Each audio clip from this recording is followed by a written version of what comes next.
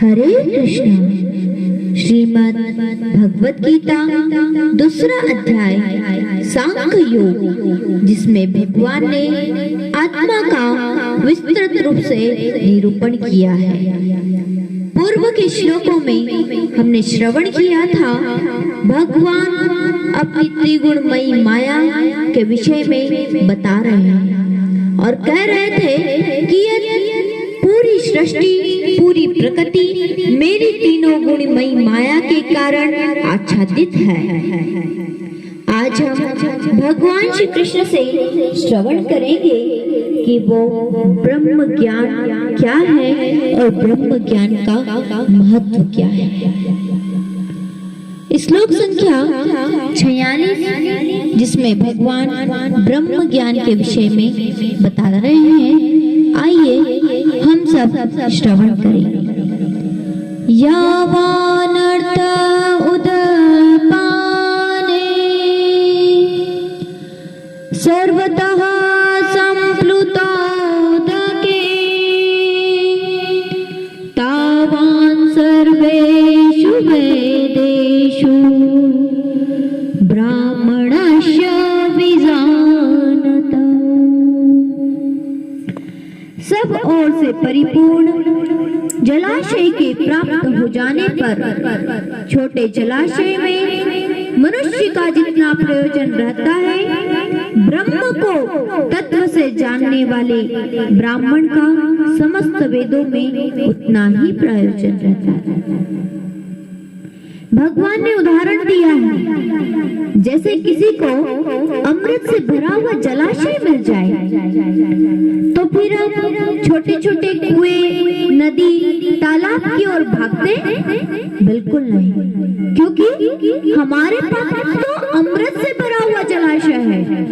उसी प्रकार से जो ब्रह्मवेत्ता पुरुष ब्रह्म को प्राप्त कर लेता है, परमात्मा को प्राप्त कर लेता है, वो कहीं और आसक्ति को नहीं लगाता, वो कहीं और नहीं भटकता, उसका फिर कहीं और मन नहीं लगता, वो ब्रह्मानंद की स्थिति में रहता है।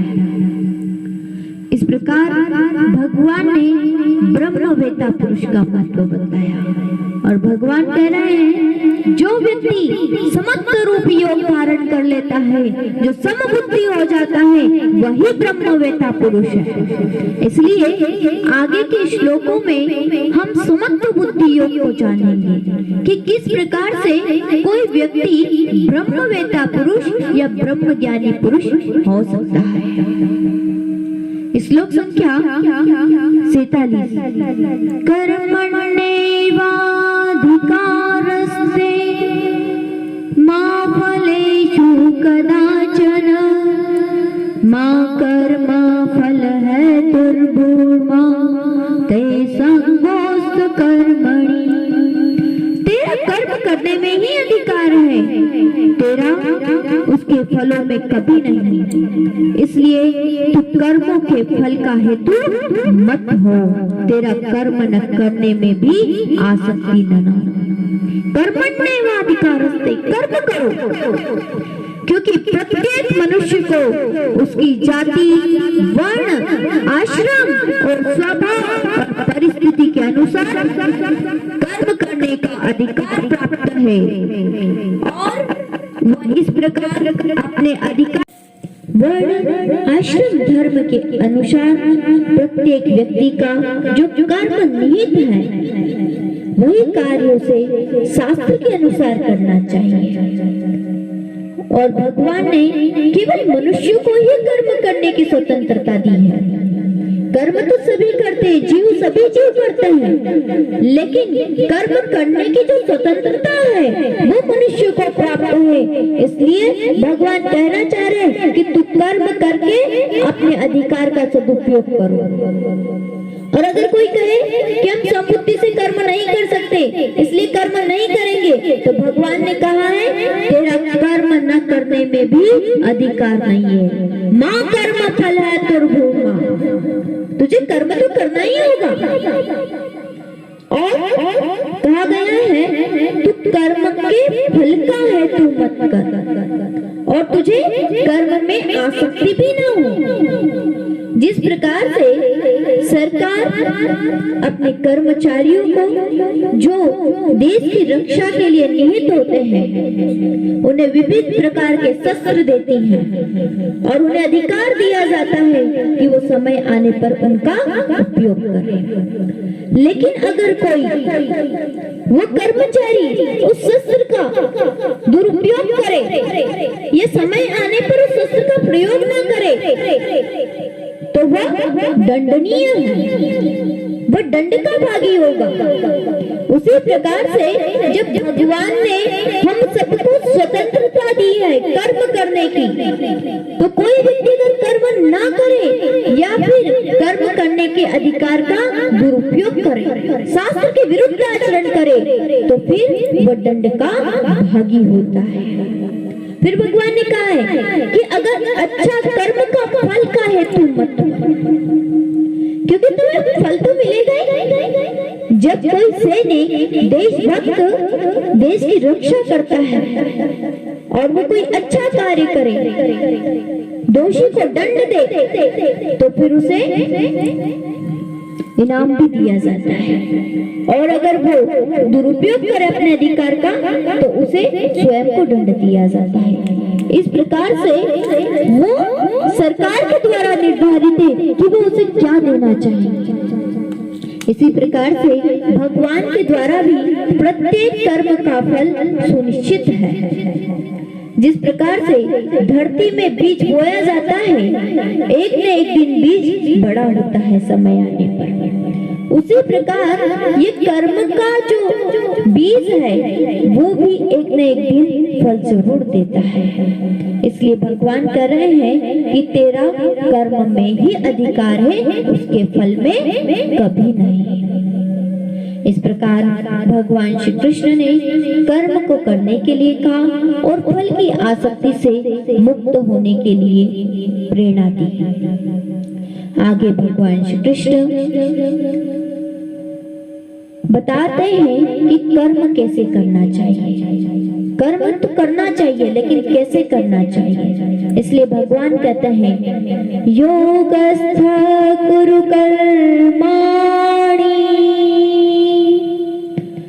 संगम त्यक्त्वा धनंजय सिद्ध्य सिद्ध्यो समो भूत्वा समत्वं योग उच्यते। है धनंजय, तो आसक्ति को त्याग कर तथा सिद्धि और असिद्धि में समान बुद्धि वाला होकर योग में स्थित हुआ कर्तव्य कर्मों को कर। योग में स्थित हो जा और कर्माणि कुरु कर्माणि कर्तव्य कर्मों को कर। और ये जो समत्व है यही योग कहलाता है। भगवान आगे के श्लोकों में समत्व का ही महत्व बतला रहे हैं कि समभाव से होकर कर्म करना ही महान कार्य है और वही कर्म योग है। भगवान ने कहा आसक्ति को त्याग कर, क्योंकि जब कोई मनुष्य या कोई साधक उसका कर्मों में और उसके फल में आसक्ति का त्याग कर देता है, तब उसमें राग और द्वेष, हर्ष और शोक दोनों का भाव हो जाता है। और ऐसा होने से वह सिद्धि असिद्धि में सम रहने लगता है। इन दोषों को रहते हुए सिद्धि असिद्धि में सम नहीं रहा जा सकता। इसलिए भगवान श्री कृष्ण सिद्धि और असिद्धि में समान बुद्धि वाला होकर कर्म करने के लिए कहते हैं, क्योंकि इसमें कर्म करने से मनुष्य पाप और पुण्य से छुटकारा पा सकता है। और पाप और पुण्य से अगर छुटकारा मिल जाए तो जन्म जन्मांतर से भी छुटकारा पाया जा सकता है। इस प्रकार भगवान श्री कृष्ण के द्वारा बुद्धि योग का महत्व प्रकट करते हुए भगवान अर्जुन को उसका आश्रय लेने की आज्ञा देते हैं और कहते हैं दूरेण हवरम कर्म बुद्धि योगात् धनंजय बुद्धो शरणमिच्छन्न कृपणा फल हेतव। इस समत्व रूप बुद्धि योग से सकाम कर्म अत्यंत ही निम्न श्रेणी का है। भगवान ने बुद्धि योग बताया। बुद्धि योग यानी समभाव से कर्म करना, लेकिन समभाव से कैसा काम करना? निष्काम भाव से। अगर हमने सकाम कर्म किया है, किसी कामना से हमने समबुद्धि रखी है, तो फिर वह निम्न श्रेणी का है। इसलिए हे धनंजय, तो समबुद्धि में ही रक्षा का उपाय ढूंढ, अर्थात बुद्धि योग का ही आश्रय ग्रहण कर, क्योंकि फल के हेतु बनने वाले अत्यंत दीन है। जब भी हम सकाम कर्म करते हैं या तो जब भी सकाम कर्म होता है तो वो बुद्धि योग को बहुत नीचा बताया जाता है, क्योंकि बहुत नीचे तक ले जाता है। और भगवान का यह कहने का भाव यह है, क्योंकि सकाम कर्म किसी कामना से अगर हम संभाव रहकर किसी का काम करते हैं तो उसका जो फल होता है वह नाशवान होता है। और जब हम भगवान के होकर के निष्काम भाव से कर्म करते हैं तो वह फल परमात्मा भगवान श्री कृष्ण के द्वारा सकाम कर्म को बहुत निचला स्तर का बताया गया। क्योंकि जब भी हम किसी कामना से किसी कार्य को करते हैं तो उसका फल क्षणिक व नाशवान होता है, और जो कार्य कर्म योग अर्थात निष्काम भाव से किया जाए उसका फल परमात्मा प्राप्ति होता है। इसलिए भगवान वो चीज बताना चाहते हैं, वो क्रियाएं देना चाहते हैं जिसके द्वारा हम परमात्मा को प्राप्त कर सके। इस प्रकार भगवान श्री कृष्ण समबुद्धि रूप कार्य में लगने का कहकर अब आगे के 2 श्लोकों में उन महापुरुषों की प्रशंसा करते हैं जो समबुद्धि में लगे हुए हैं, और भगवान उनका फल भी बता रहे हैं कि समबुद्धि में रहने का क्या फल मिलता है। बुद्धि युक्तो जहाति उभे सुकृत दुष्कृते तस्माद्योगाय युज्यस्व योग कर्मसु कौशलम्। समबुद्धि युक्त पुरुष पुण्य और पाप दोनों को इसी लोक में त्याग देता है, अर्थात उनसे मुक्त हो जाता है। इससे तुम समत्व रूप योग में लग जा। यह समत्व रूप योग ही कर्मों में कुशलता है, अर्थात कर्म बंधन से छूटने का उपाय है। भगवान ने कहा समबुद्धि युक्त पुरुष पुण्य और पाप दोनों को इसी लोक में त्याग देता है।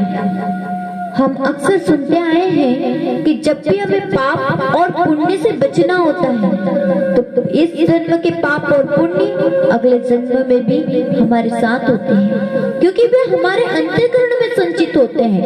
इसलिए हम सदैव कहते हैं कि जब भी भगवान का नाम लिया जाए तो उससे हमारे अंतःकरण की शुद्धि होती है, क्योंकि यह पाप और पुण्य से भरा हुआ है।